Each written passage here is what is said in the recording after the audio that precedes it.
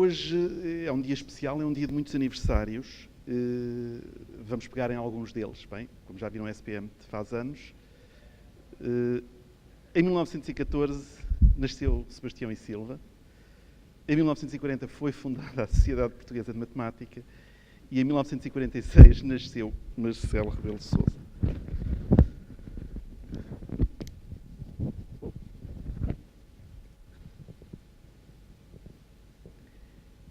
Há um ponto onde queria começar esta questão.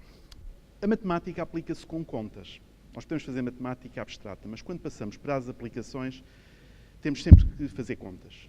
Aliás, é típico que os problemas que, quando tratados de forma mais abstrata, podem ser limpos de tudo aquilo que não é essencial, podem ser tratados, se quiserem, na sua essência. Quando passamos para as aplicações, multiplicam-se os parâmetros, multiplicam-se as pequenas coisas. E, efetivamente, depois, no fundo, muitas vezes o que nós queremos são respostas que se resumem a números que nós depois interpretamos. A questão é se nós temos consciência da quantidade de contas que estão envolvidas. Quantas contas é que são envolvidas em tudo o que temos e que fazemos? Eu já nem vou falar dos nossos computadores, mas de qualquer coisa que nos rodeia ou dos pequenos atos da nossa vida. E quanto é que se gasta a fazer contas? Quer dizer, o que é que estamos dispostos a pagar? Quanto é que se investe de tempo? Reparem, quando falamos de gastar, estamos a falar de recursos que podiam ser aplicados de outra forma, desde trabalho humano até outros tipos de recursos. Porque há aqui uma perspectiva também um bocadinho histórica, vamos recuar, não tudo, mas até 1202. Fazer contas era uma arte muito especial, muito valorizada. Ser capaz, mesmo o cálculo aritmético básico, não estava ao alcance de toda a gente. E é nesta altura, neste ano, que é publicado, Leonardo Pisa publica um livro com o sistema de numeração indo-árabe. Muitos contactos com outras culturas e tenta introduzir esta numeração na Europa. Isto é a numeração escrita. Já se faziam contas, só que a tradição era muito mais se fazerem contas com mesas, com riscas, com fichas sobre as mesas. E, portanto, é aquilo que chamamos os ábacos de mesa. Esta técnica de fazer contas era feita numa banca, eventualmente, como podem ver ali, dividida ao meio, contas de um lado, contas do outro. Quando aparece o cálculo escrito, há uma mudança e depois há, obviamente, o novo cálculo e o antigo cálculo. E há aqui uma competição, um conflito. Hoje sabemos quem é que no Ocidente ganhou a competição. Também sabemos que no Oriente, porque os ábacos são diferentes, podem ser usados a uma velocidade diferente, acabaram por ganhar os ábacos durante muito tempo.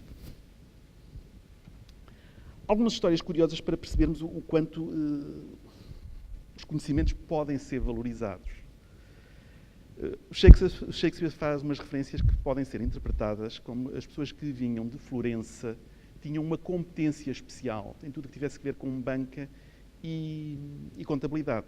E talvez não fosse por acaso, porque é através de Itália que nos chegam as técnicas do novo sistema de numeração e havia escolas comerciais sobre a contabilidade escrita, sobre o cálculo escrito. Nem toda a gente era vista como honesta, portanto, isto era uma época em que nem toda a gente que trabalhava com dinheiro era vista como sendo honesta. E há uma história interessante de um inglês. Em Inglaterra e noutros países, a introdução da numeração escrita e o desaparecimento do ábaco é muito mais lenta, aparentemente, do que no Sul. Só para vos dar uma ideia, em 1519 há um livro, o primeiro livro de aritmética impresso em Portugal, não tem qualquer referência aos ábacos. Portanto, o uso de um ábaco de fichas sobre uma mesa. Em Inglaterra essas referências são muito tardias e há um autor que se queixa que depois de algumas transações infelizes resolveu efetivamente ir aprender a aritmética escrita.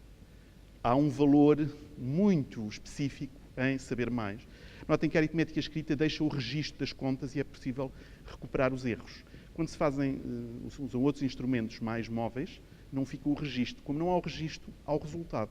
Ou repetimos tudo, ou não conseguimos identificar. Olha, está aqui um erro, refaça-se a partir daqui.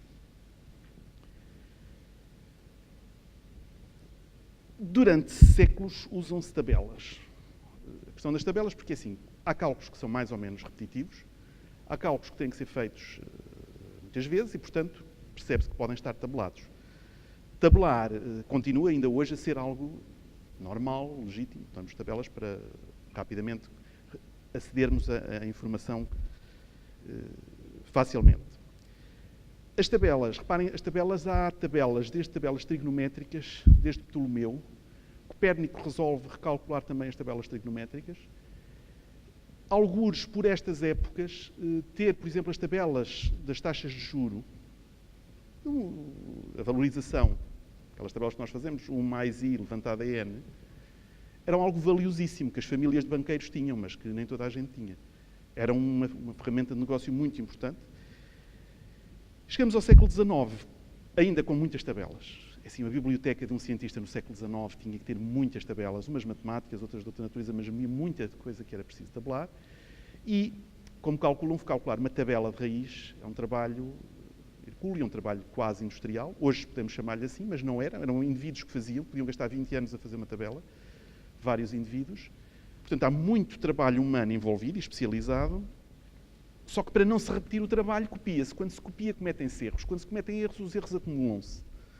Como se calcula, os erros não tendem a desaparecer, tendem a acumular-se. Esse era o problema do Babbage, mas continuamos até ao século XX, até há muito pouco tempo, mesmo os primeiros computadores que surgem, analógicos, feitos com circuitos ou com peças metálicas, entre a Primeira e a Segunda Guerra Mundial, e mesmo os primeiros que são feitos pensados na Segunda Guerra Mundial, em grande parte são para fazer tabelas. Tabelas de artilharia, tabelas de tiro, mas são para produzir cálculos e guardá-los em estoque para serem usados quando fossem necessários.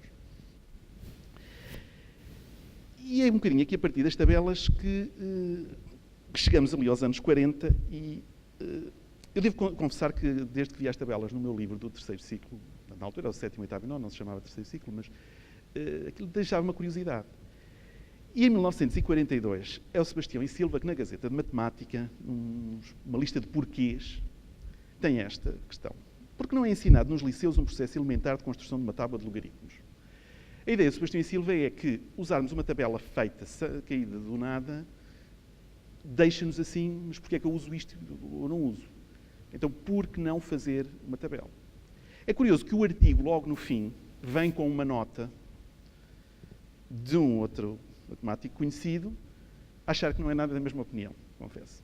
Bento Jesus Caraça, na nota vem logo colada, mas se não era perder um tempo que é precioso para ensinar coisas muito mais práticas, como réguas de cálculo, e notem que a régua de cálculo aqui aparece para o Bento Jesus Caraça, e reparem que é uma pessoa muito ligada às aplicações, ele esteve muito ligado também às questões dos seguros e do atuariado, ele fazia trabalhos nessa área também. Ele estava a ver a régua de cálculo como o futuro. Notem que esta régua de cálculo vai ser o futuro, em poucas décadas, mas vai ser o futuro para a engenharia. Os engenheiros vão todos ter a sua régua de cálculo, têm que saber a régua de cálculo, mas, por exemplo, na área das finanças não se fazem contas com régua de cálculo porque, quer dizer, 2.300.000 euros, ou escudos, ou transação, não é a mesma coisa que 2.395.000 ou 307.000. Quer dizer, a quarta casa decimal pode fazer uma enorme diferença. Um bocadinho esta tensão, assim, o que é que nós, se quiserem, a interrogação que vou deixando é, o que é que nós, do cálculo, podemos aproveitar, usar, estou a falar agora pensar em cálculo numérico, para ajudar, para ter uma forma, seja de motivar, seja de compreender melhor, o ensino também, se quiserem, da análise ou do cálculo infinitesimal. É um bocadinho neste dinâmico. Mas o cálculo também está muito presente de outras formas. Os sistemas de equações. Os sistemas de equações normalmente aparecem-nos com esta forma. Estou a pensar agora quando são introduzidos no ensino, portanto, primeiro uma equação, depois 2 equações e depois 5 equações. Eu lembro-me que naquela altura tudo o que fosse acima de 3 equações parecia-me absolutamente terrível, inultrapassável, porque eu não estava a ver como é que ia ter a sorte de encontrar as substituições certas para chegar a algum lado. Arranjam-se uns problemas interessantes, às vezes, ou pelo menos esforçados, problemas cuja solução se tenha que fazer através de 2 equações. Efetivamente, 5 equações já parece um delírio. E se quisermos até ir mais longe, pensem num sistema deste género, porque alguém se candidata a resolver uma coisa destas, sem máquinas, com o mesmo número de casas que ali estão, portanto, pelo menos umas 5, 6 casas. Às vezes nós sentimos um bocadinho assim, quer dizer, para que resolver tantas equações, tantas incógnitas? São coisas de problema de matemática. É assim que nós nos sentimos. E contudo, os sistemas de equações não se estudam por acaso. Eles invadem-nos, e depois a nível um pouco mais à frente, invadem-nos. E agora regressamos um bocadinho no tempo, mas notem que nos anos 40 as técnicas ainda não tinham mudado. O que é que nós tínhamos? Tínhamos o Gago Coutinho, nessa altura, um oficial de marinha, que foi enviado para São Tomé e Príncipe fazer o levantamento geodésico. Portugal estava a fazer um levantamento das suas possessões e foi trabalho. Muito trabalho de campo, mas a certa altura era preciso pegar em todas aquelas medições e transformar aquilo em dados plausíveis. E o Gago Coutinho explica, isto é tirado do relatório deste trabalho, um calhamaço, ele explica que se tivesse tentado fechar o sistema todo ao mesmo tempo, ele ia ter 54 equações de ângulos, 28 equações de lados, e agora notem. Isto iria levar, e isto é uma estimativa muito prática de uma pessoa que está habituada a fazer os cálculos, mesmo com 2 calculadores experientes, seria 1 ano de trabalho. Ele não vai fazer este trabalho durante 1 ano. Já agora, isto é uma das máquinas, não seria esta deste tipo que usaria necessariamente, mas é uma máquina compatível com o que se usava. A tecnologia não tinha evoluído muito fora disto. Mas ele vai, efetivamente, resolver. Só que vai resolver um sistema mais simples, só com 17 equações de ângulos, 8 equações de lados, o que foi ainda trabalhoso, mas isso já é realizável, mesmo para um observador isolado, que era a situação dele, a quem o cálculo, reparem que não era só o cálculo, era verificar os erros. Os erros são uma parte muito importante quando temos humanos a fazer. A quem o cálculo levou revisão, busca de erros, cerca de 500 horas de trabalho em 3 meses. E isto ele fez. Isto é o que ele fez, desistindo, porque não tinha 2 calculadores durante 1 ano, mas podia ir aproveitando o seu tempo durante 3 meses. Estas máquinas mantêm-se até aos anos 70, à volta dos anos 70. Nos anos 70 ainda se viam máquinas como esta aqui, isto havia nos escritórios. Eu lembro-me de ver, portanto, pensar em 76, 77, de ir às vezes a um escritório e ver lá uma geringonça que eu não sabia para que é que servia, mas lembro-me de ver isto. Isto aqui era o topo de gama da época. Isto, se não me engano, é uma Olivetti, mas estas máquinas chegavam a fazer multiplicações e divisões totalmente automáticas com motores elétricos. É tudo tecnologia mecânica. Portanto, todos os processos de decisão, de acumulação, de mudar, tudo isso era feito com peças mecânicas. Estas máquinas eram extraordinariamente caras. Só para vos dar uma ideia, mesmo máquinas entre esta e a outra, estou-me a lembrar de um caso concreto de uma pessoa de família que me diz que numa empresa, estamos a falar de uma empresa de construção civil, havia uma máquina que tinha que ser partilhada entre a contabilidade e a engenharia. Portanto, estas máquinas eram efetivamente algo caro, manutenção cara, e que não era assim uma coisa que, como nós hoje temos, tecnologia de bolso.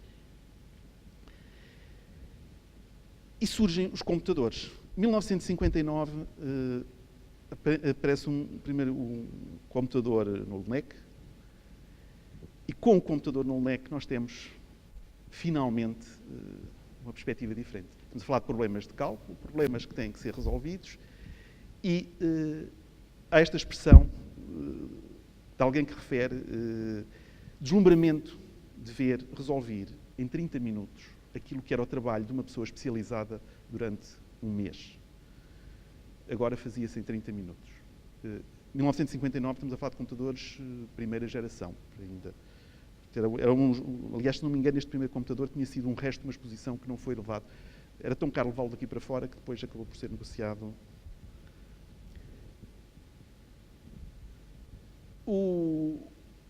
Em 1960 existe uma fatura de 600 escudos para resolver um sistema 34 equações a 34 incógnitas.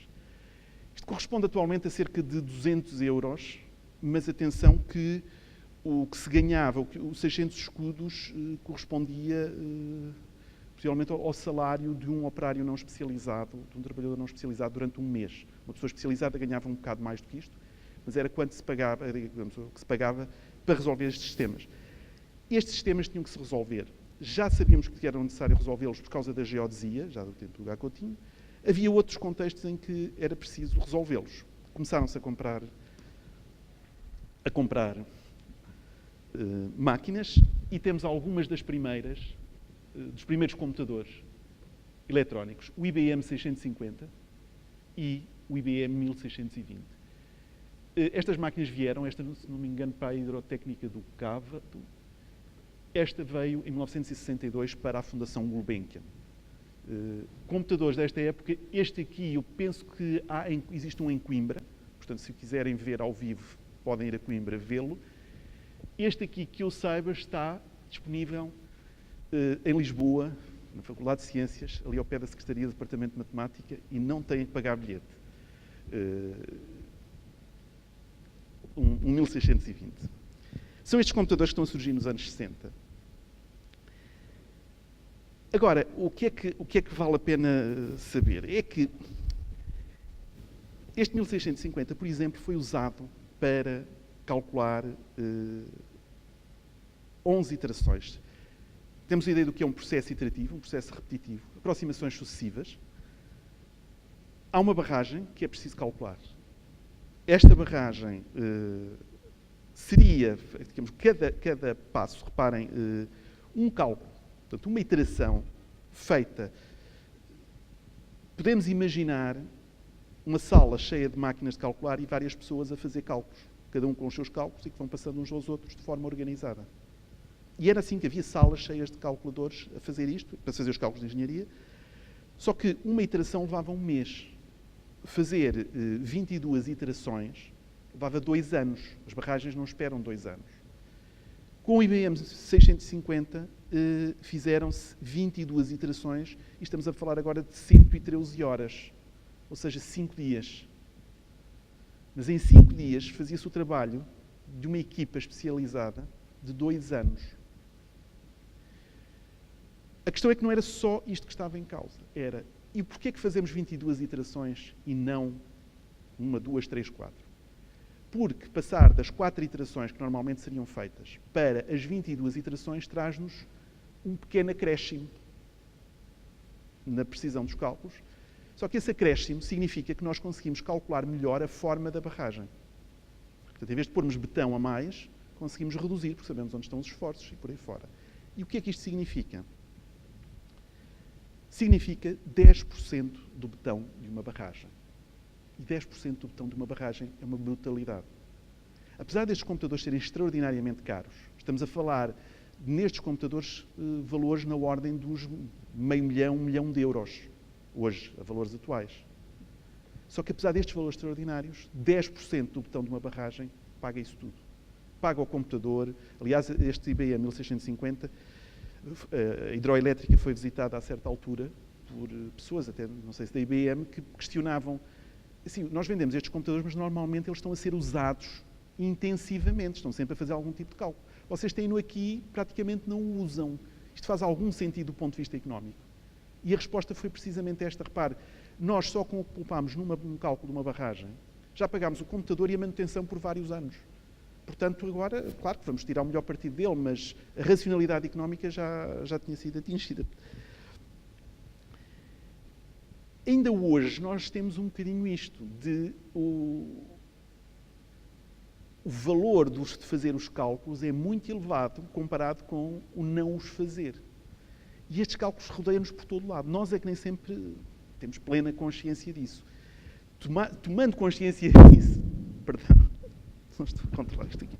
Tomando consciência disso, talvez nos fosse possível ter outra motivação em relação à questão dos cálculos e do ensino da matemática.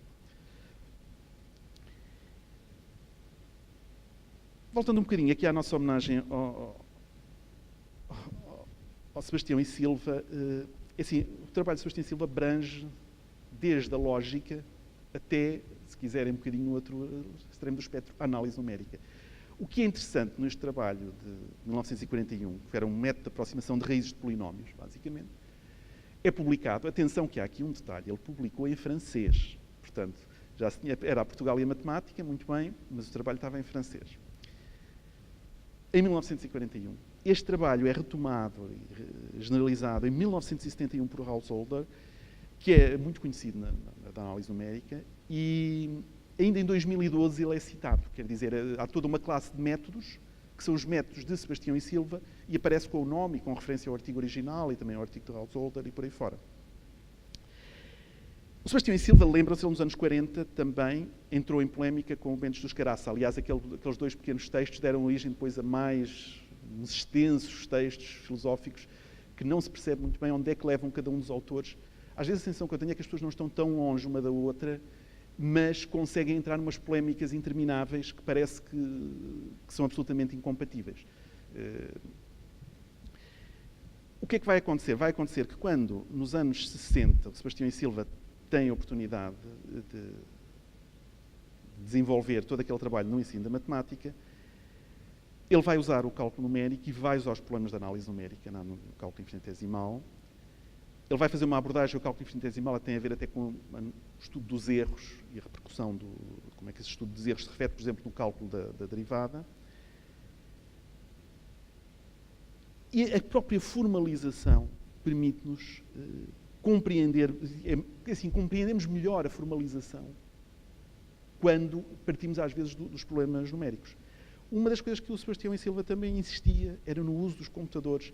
E ele dizia, pelo menos nas cidades grandes onde haja um centro de cálculo, organize uma visita ao centro de cálculo e vá-se lá fazer qualquer coisa. Portanto, isto é nos anos 60, a visão de Sebastião e Silva. Eu gostava só de deixar um exemplo para... um exemplo de como é que estes aspectos numéricos e práticos podem ilustrar, ou se quiserem até iluminar, as nossas definições teóricas. Pensemos, por exemplo, no cálculo à raiz de 2. Há várias maneiras de fazer isto. Há algumas questões que se colocam. Bem, quero calcular a raiz de 2, mas com que erro? Tipicamente dizemos com quantas casas decimais. Portanto, deem uma tolerância de erro. Isto basta com 3 casas decimais, é para um cálculo simples, para fazer um desenho. Ou queremos 10 casas decimais. Ou queremos saber mais e queremos 500 casas decimais. Mas, tipicamente, nós partimos sempre de uma situação destas. Se eu não tenho o valor exato, vou ter alguma representação que tenha um erro. E a primeira pergunta é, qual é a tolerância que eu tenho para o erro? Pois, tipicamente, os processos que temos são iterativos. Uns são mais rápidos, outros são mais lentos. Quanto mais não seja, vou acertando as casas decimais uma a uma. Notem que há um processo que está na base até dos desenvolvimentos teóricos dos números reais e da noção de contínuo, que é esta ideia de, se eu fizer uma expansão decimal de um número e começar a ir para sucessivas casas decimais, eu posso, primeiro, tentar acertar uma das casas decimais, vendo uma que está acima, outra que está acima, outro valor abaixo. Depois de ter estabilizado uma, posso passar para a outra e posso ir progredindo, desde que eu saiba, tenho um processo que de alguma forma garanta que quando uma casa está definida, não há retrocesso. Portanto, quer dizer, estabilizo uma casa decimal, mas depois quando vou calcular as restantes, os efeitos acumulados não voltam a estragar o trabalho que já fiz, o que seria realmente aborrecido. E, portanto, eu vou assumir que tenho um processo iterativo, eu posso provar que tenho esse processo iterativo para ir ganhando casas decimais e não as perder. Pronto. E depois preciso de saber ter alguma tal segurança, que é a partir de que ponto é que esta tolerância é garantida, mesmo que haja algum retrocesso, a partir do ponto é que já não há retrocesso e o processo é irreversível. Isto, se for dito assim, não sei, parece-me um tipo de problema que eu consigo explicar a qualquer pessoa. Se eu quiser explicar isto de forma a que só algumas pessoas compreendam, eu digo assim. Ok? Eu digo que qualquer que seja a tolerância que eu admita, tem que haver um ponto, depois já vamos ver como é que determinamos esse ponto, mas para a minha tolerância delta há de haver um ponto N, a partir do qual, o que quer que seja que eu avance no meu processo iterativo, já não haja retrocesso. Ou seja, a partir do ponto N, o meu valor calculado já não se afasta de raiz de 2 mais do que a minha tolerância. E quando eu posso garantir isto para toda esta situação, então eu tenho um processo para calcular a raiz de 2 com as casas que eu quiser.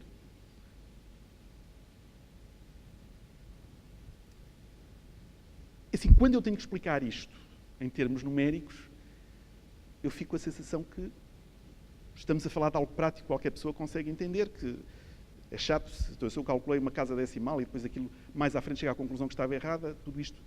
Quando eu ponho só a formalização assim, eu confesso que esta definição foi-me apresentada no 10º ou 11º ano, já não me recordo, pela primeira vez, fazia parte do programa. Eu sei que levei vários dias a tentar entender isto. Depois lá acabei por começar a entrar nisto, pronto, e a pessoa depois vai se habituando e familiariza-se. Mas a questão do porquê, para mim, torna-se muito mais natural quando percebo de onde vêm estes cálculos. Notem que isto não é um caso único. A própria definição, se quiserem, de sucessão de Cauchy que se dá, quando se resume o problema àquele bom senso, entre aspas, que era a definição de série convergente do Anastácio da Cunha, mas a tal que estava escrita em bom português, mas que não foi bem traduzida para francês, há ali também algo relativamente prático, que é, bem, eu posso calcular e depois tudo o que eu faço a seguir já não afeta o que eu fiz para trás. Portanto, tenho alguma segurança nos cálculos. Ora bem, com tudo isto, hoje também a nossa vida está cheia de cálculo. Bem, nas coisas mais simples, fazer contas continua a permitir-nos evitar maus negócios e fazer bons negócios. Evitar maus negócios nas coisas mais simples, não sermos enganados desde as contas da mercearia até não sermos enganados por todo aquele brilho das luzes que têm os produtos bancários, ou até fugirmos deles, que às vezes é o mais seguro, porque até fazerem-se grandes negócios, porque efetivamente hoje há uma profusão de cálculo que pode estar até a exceder o razoável. Notem que os modelos matemáticos estão a ser usados, começaram por ser usados para tentar compreender melhor, mas a partir de certa altura eles começam a ser usados para definir a nossa própria vida. Nós ainda não temos aqui em Portugal o modelo americano dos credit ratings e de cada pessoa ter um nível de crédito. E isto que serviria para os bancos defenderem de pessoas que normalmente não pagam, ser depois usado, como já é, para que os empregadores decidam se vai alguém empregar ou não uma pessoa com base no seu credit rating. E agora parece que a última moda está já na China, em que temos já algo mais que não é o credit rating, mas é o citizen rating, em que inclui todas as atividades, incluindo as políticas que a pessoa possa ter, incluindo as atividades dos nossos amigos.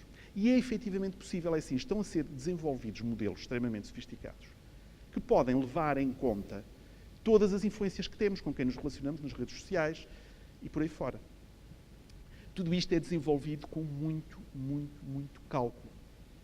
Mesmo os modelos mais, se quiserem, mais simples, e estávamos a falar aqui deles, há talvez duas, que estava a pensar agora nas redes neuronais, que são, nas versões mais simples, são tabelas de números em que entram os dados, os números são calculados e sai um output, algum tipo de decisão. Mas tudo isto são cálculos relativamente simples, mas são cálculos intensivos. E depois são cálculos em que se fazem afinações de parâmetros consoante o resultado, se faz o treino dos parâmetros, entre aspas, que é um treino que corresponde basicamente a uma otimização, e a partir do momento que aquilo está acabado ou ainda está em treino, pode ser usado para definir algo sobre a vida das pessoas. Outra área em que as contas estão presentes, infinitamente presentes, é a área da multimédia. Já é algo estabelecido, é algo de engenharia, mas há senos e cossenos cada vez que nós abrimos um JPEG no computador. E nós não sabemos isso às vezes. Isto era o que, basicamente, do que vos queria falar hoje. esta presença das contas, esta presença do cálculo e esta procura de como usar a ligação do cálculo numérico para desenvolver fazer aquilo que temos de fazer, quer para usar o cálculo diferencial integral, quer para o ensinar melhor. Obrigado.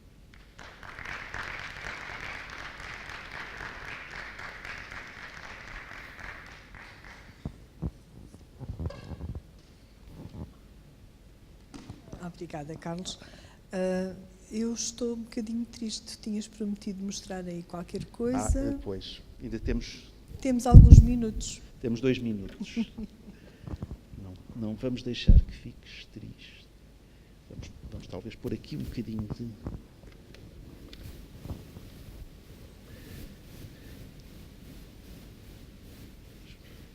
Aquilo que vos queria mostrar era o seguinte.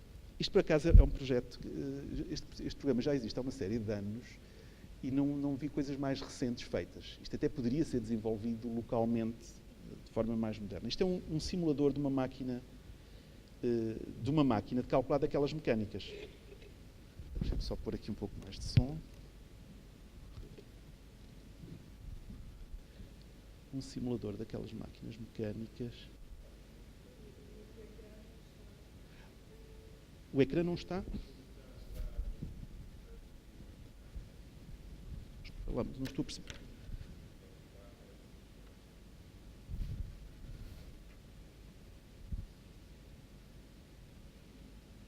Peço desculpa, mas...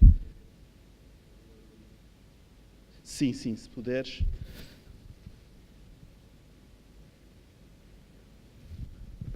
Desculpa. É que de repente... Aquilo tem imagem, só que não tem... Só tem... Está o ecrã está expandido, em vez de estar... Eu já fechei o PowerPoint para...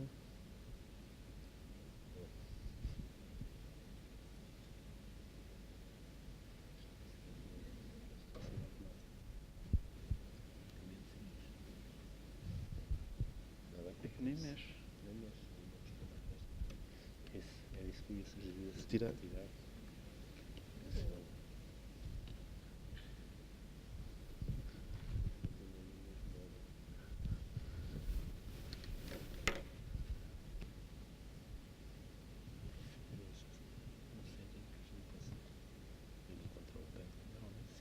Estou a lá.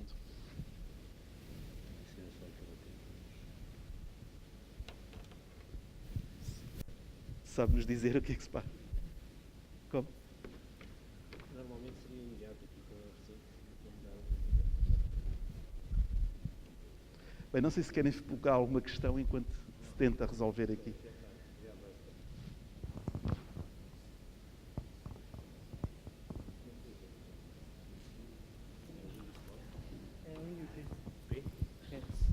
Obrigado.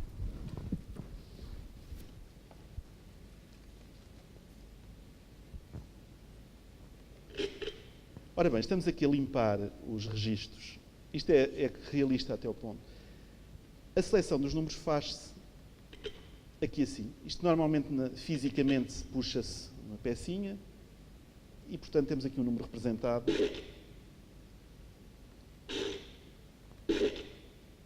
Notem o seguinte.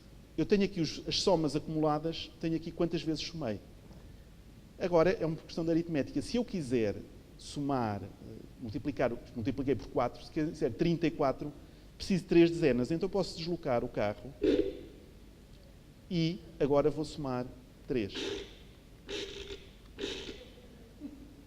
Se quiser 834, então eu vou somar...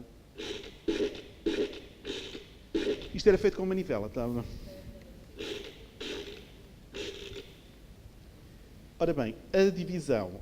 Há uma outra máquina, por acaso este programinha, desculpem, só está aqui a outra máquina. Isto é uma máquina mais moderna, estão a ver?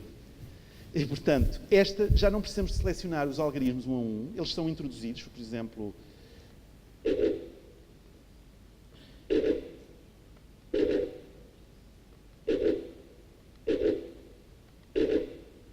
só somar.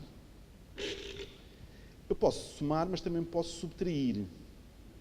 Posso limpar agora aqui.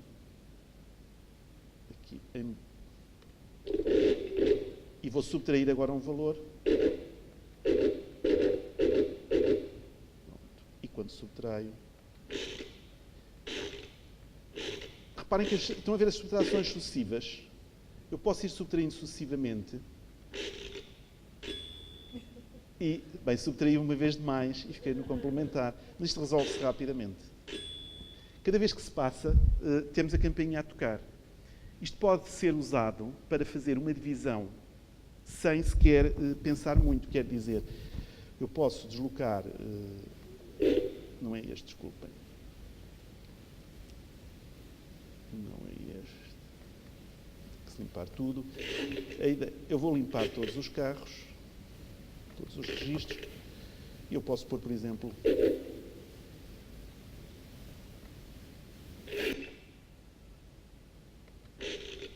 E agora posso dividir se quiserem, por exemplo, por 7.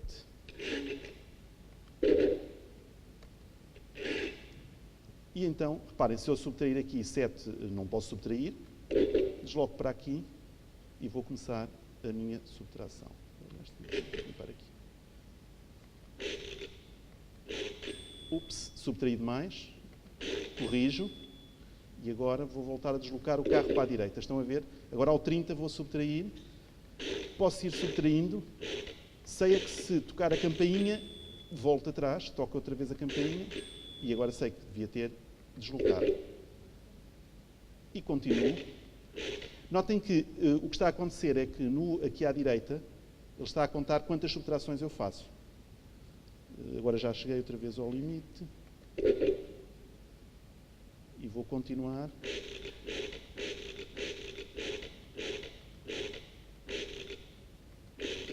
Se me enganar, esta campainha é semelhante àquela das máquinas de escrever, se recordam. Pronto. O que estamos a ver a surgir aqui à direita é aquilo que nós esperávamos.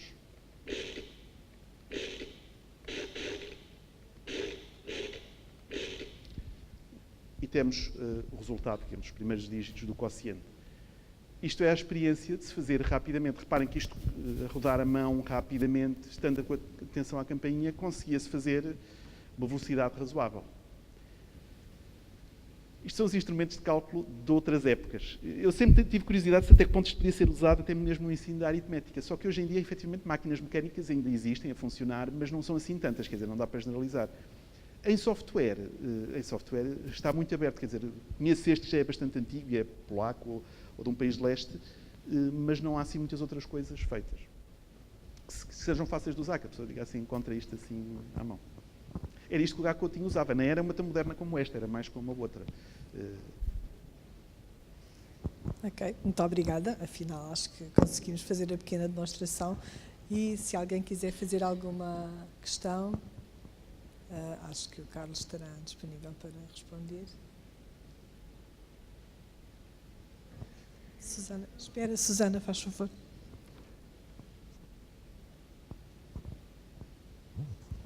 É só uma questão de curiosidade que eu aprendi contigo, aliás, não é? Que o termo bancarrota, que hoje em dia é tão falado, remonta, é anterior à numeração escrita.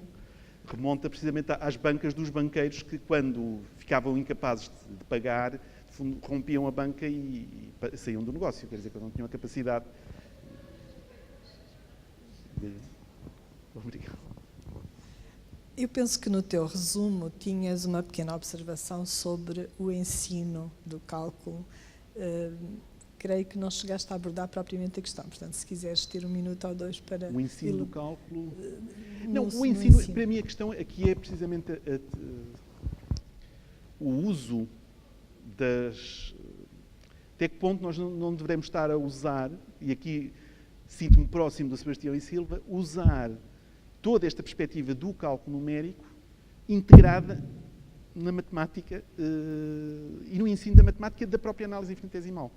Não como concebida não como algo, um edifício abstrato, muito brilhante, mas como algo que até quando uma coisa tão, se quisermos, tão teórica, como a utilização das definições de limite para fazer a formalização do cálculo diferencial integral, no fundo tem uma inspiração que pode ser muito terra a terra, muito prática, de eu quero calcular, queria saber como é que queria isto com mais precisão, queria mais dígitos, e este processo leva-me naturalmente àquele tipo de ideias. É aqui que eu sinto que há muita coisa que poderia ser feita com vantagem. Quer dizer, sobretudo numa época em que se ouve falar tanto de falta de motivação, eu penso que às vezes é assim, quanto mais matemática nós estamos a ter nas nossas vidas, e as nossas vidas a serem condicionadas por modelos matemáticos, uns bons e outros perigosos.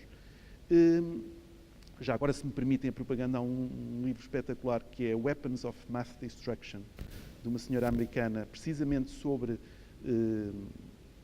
a utilização de modelos que condicionam e que podem destruir efetivamente a vida de milhares de pessoas, porque pura e simplesmente essas pessoas calham naquelas margens de erro do modelo.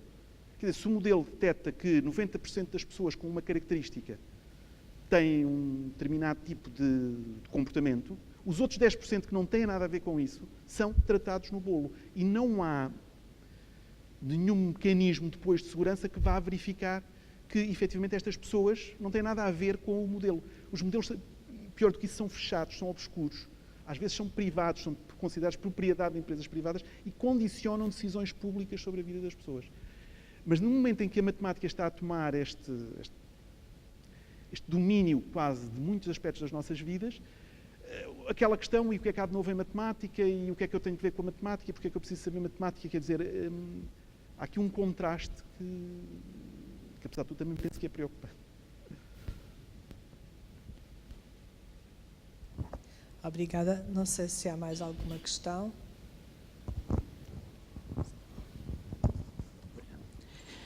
Naquela controvérsia entre o Sebastião e Silva e o Bento Jesus Caraças, o Sebastião e Silva defendia que seria útil pôr os alunos a calcular tabelas. Claro que para ter opinião sobre o assunto é preciso perceber bem o que é que isso quer dizer. Mas pôr os alunos a fazer cálculos repetitivos parece-me completamente inútil. Ou seja, fazer o cálculo de um elemento de uma tabela, isso pode ser útil para perceber o significado do que está ali. Mas pôr os alunos a fazer tabelas parece-me não, mas o objetivo do Sebastião e Silva não era esse. Ele diz claramente que era que sentissem que sabiam que, se quisessem, poderiam calcular a tabela toda. A questão central é a diferença entre não saber como é que aquilo se faz, ser um objeto completamente estranho, e eu saber que, se eu quisesse, era capaz de chegar lá e fazer aquilo tudo. Não é efetivamente fazerem. Eu confesso que depois eu li um bocadinho mais a polémica, não estive a ver em detalhe, mas depois fico com a sensação que tudo aquilo, quer dizer, eu penso que o Sebastião e Silva queria não era uma coisa assim tão de estar a fazer cálculo, nem ele era homem de fazer cálculos assim, que ele rapidamente passava tudo para as máquinas. Nem havia assim tanta contradição, porque ele depois, quando vai pegar no projeto nos anos 60, ele vai pegar na ideia também da importância da régua de cálculo, como o Bento Jesus Caraça queria, quer dizer, eu fico com a sensação que não haveria ali uma contradição assim tão grande. E eles, ao fim de um bocadinho, estão a discutir assim, umas ideias um bocado filosóficas, porque um vai citar esta ideia de compreender como é que os instrumentos funcionam. O Sebastião Silva vai muito, se não me engano, é no Klein que ele se vai também escurar, dizer, não sou só eu que penso assim. E o Bento Jesus Caraça diz-lhe, para lá de citar outros nomes e defenda as ideias diretamente. Quer dizer, há ali umas polémicas que não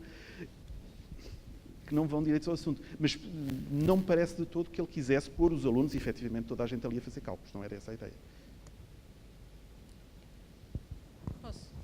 Aliás, eu penso que nas próprias turmas piloto da experiência da matemática moderna, havia umas quantas exigências para a constituição dessas turmas, nomeadamente o número máximo de alunos, eram 25 alunos, e havia também exigência quanto a materiais à disposição dos alunos, desde materiais manipuláveis no âmbito da geometria, mas penso, não estou a cometer um erro, se disser que do material indispensável era uma régua de cálculo por aluno. Por aluno. Pois por aluno. Faz sentido à luz depois da ênfase que já havia na época.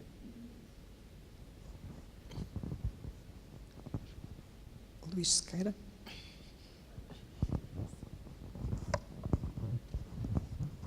É só um brevíssimo comentário para benefício dos mais jovens, provavelmente.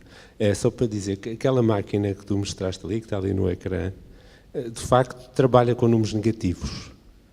Não sei se os mais jovens terão consciência disso, que no fundo quando chegas lá ao 999 não sei quantos, aquilo é de facto um número negativo representado em complemento para 10, que no fundo é como os computadores hoje em dia representam, só que não é complemento para 10, é complemento para 2. Portanto, é exatamente o mesmo princípio, não é? Portanto, quando aquele dá a volta e toca a campainha, é como quem diz alto lá, isto agora deu negativo. E, de facto, nós podemos trabalhar com aquele número e podemos fazer contas a partir daquele número e somar outra vez aquele valor que tinha subtraído a mais e voltar a dar o resultado certo, porque, de facto, é o mesmo fazer as contas com o número negativo. E até posso adicionar outro valor que vai dar o adicionar outro resultado valor, certo. outro número negativo, se for o caso, e a conta está sempre certa.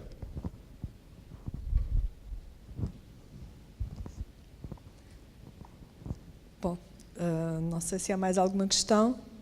Se não, fica aqui o nosso agradecimento ao Carlos Albuquerque, muito obrigada. E no dia 16 cá estaremos para a próxima sessão. Não nesta sala, mas cá estaremos todos.